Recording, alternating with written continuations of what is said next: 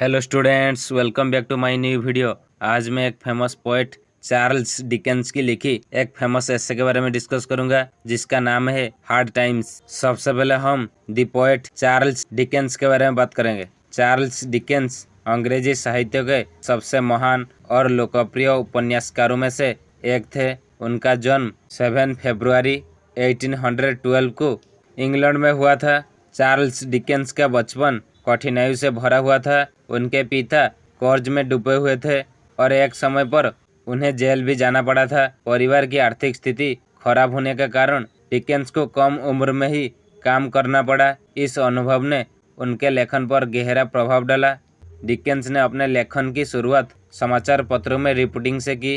धीरे धीरे वे उपन्यास लिखने लगे और बहुत जल्दी प्रसिद्ध हो गए। उनकी रचनाएं सामाजिक समस्याओं, गरीबी, बाल मजदूरी और अमीर गरीब के बीच असमानता को उजागर करती है। अब हम इस एस्से की इंट्रोडक्शन के बारे में बात करेंगे। हार्ड टाइम्स अंग्रेजी साहित्य के महान लेखक चार्ल्स डिकेंस का एक प्रसिद्ध उपन्यास है।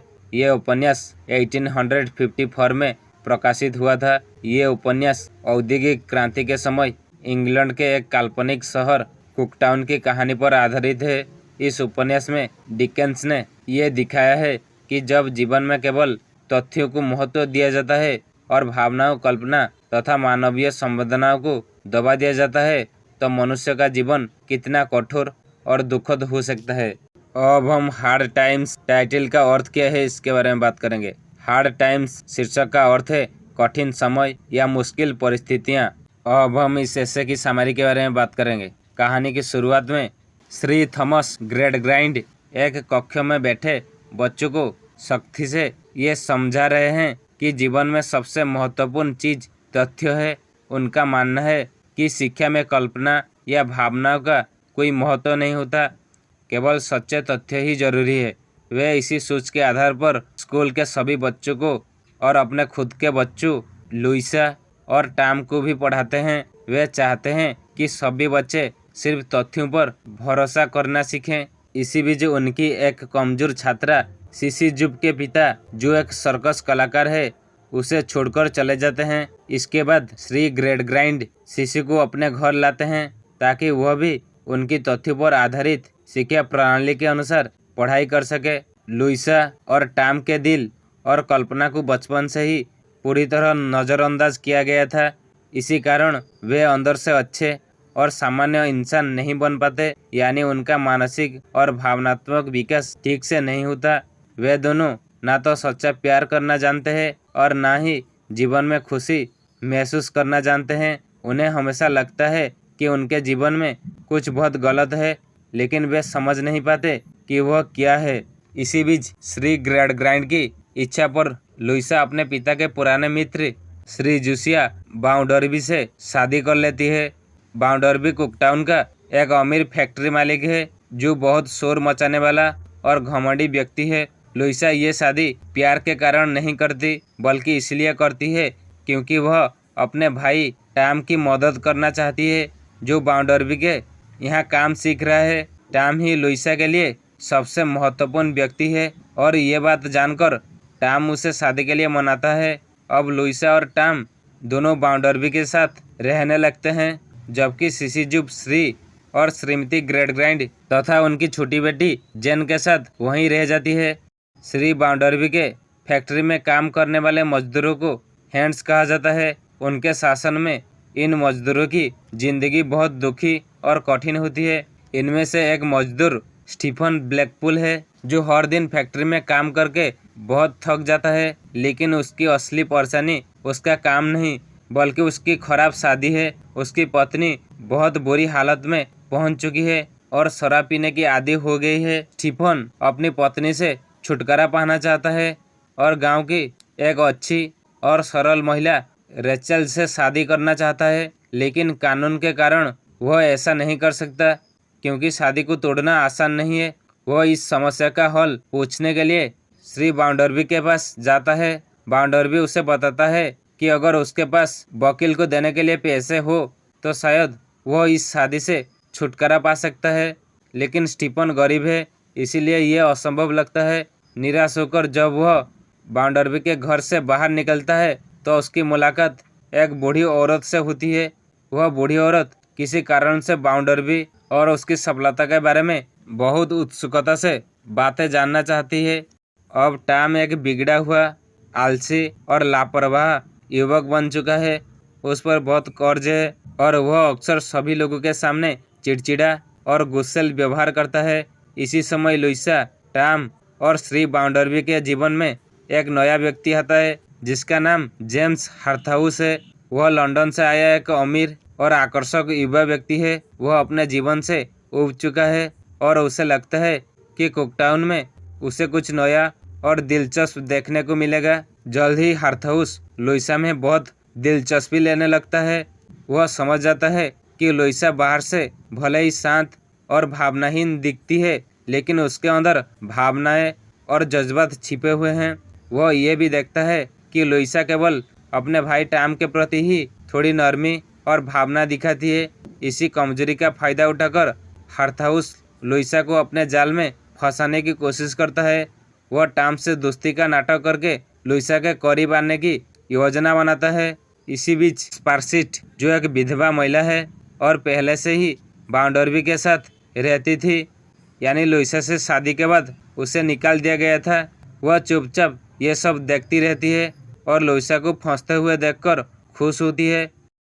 बाउंडरबी की फैक्ट्री में मजदूर अपनी खराब हालत से परेशान हो जाते हैं। एक चालाक और भड़काऊ भाषण देने वाला यूनियन नेता, जिसका नाम स्लैकब्रिज है, उन्हें भड़काता है और वे मजदूर एक यूनियन बनाने का फैसला करते हैं ताकि वे अपने हक के लिए लड़ सकें। इसी बैठक में स्टीफन भी मौजूद होता है, लेकिन वह कहता है कि वह यूनियन में शामिल नहीं हो सकता क्योंकि उसने किसी को एक वादा किया हुआ है।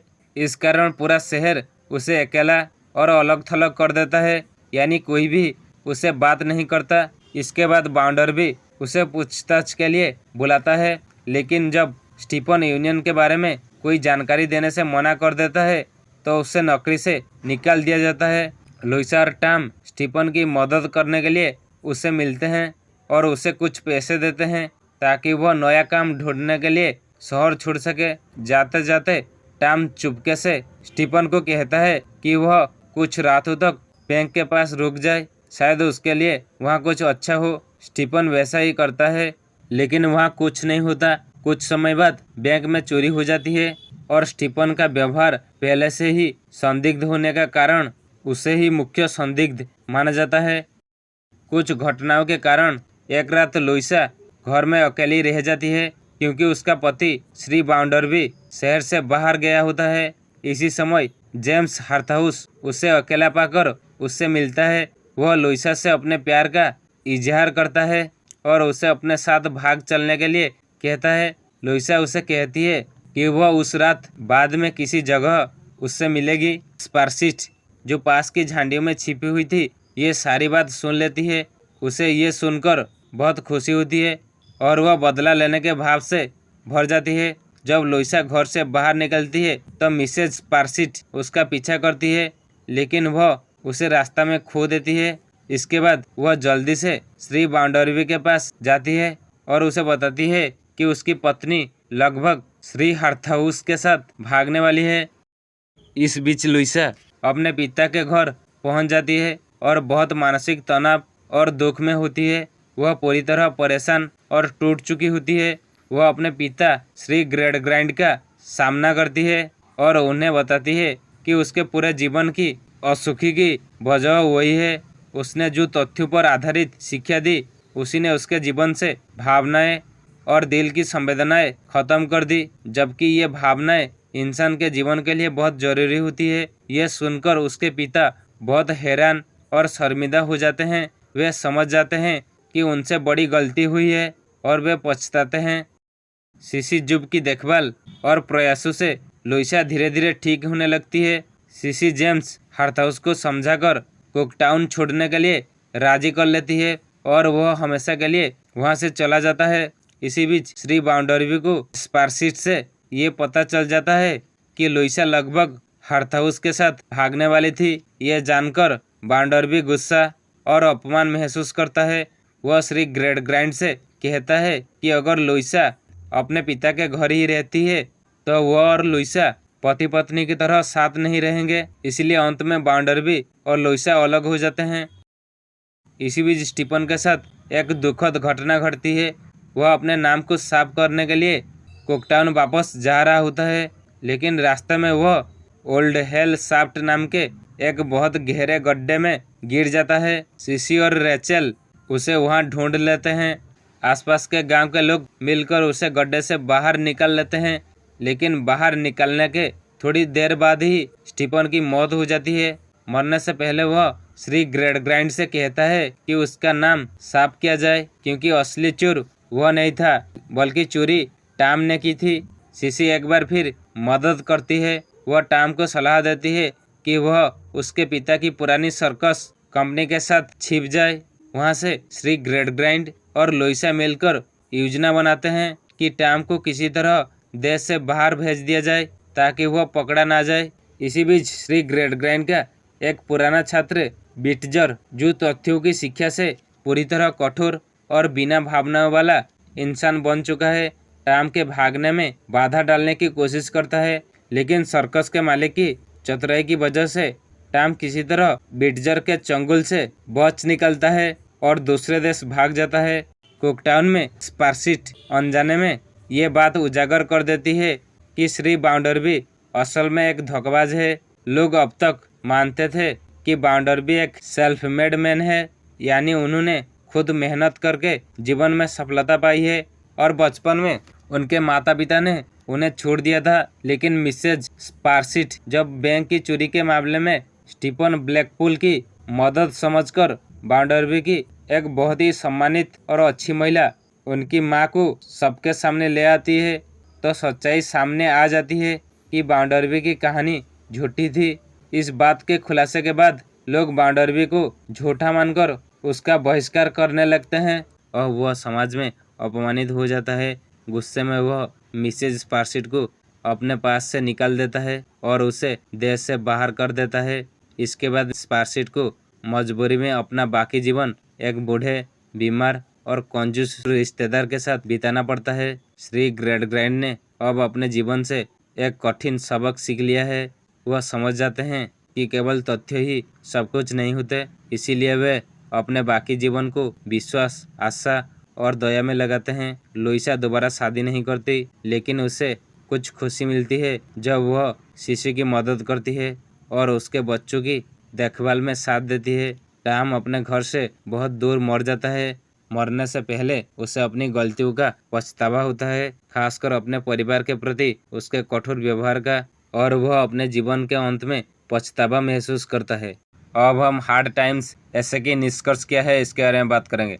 हार्ड टाइम्स एक ऐसा उपन्यास है जो हमें सिखाता है कि कठोरता और केवल तर्क आधारित जीवन मनुष्य को भावनाहीनता बना देता है। जीवन को संतुलित बनाने के लिए ज्ञान के साथ साथ प्रेम, करुणा और कल्पना भी जरूरी है। ये था हार्ड टाइम्स ऐसे की एक्सप्लेनेशन।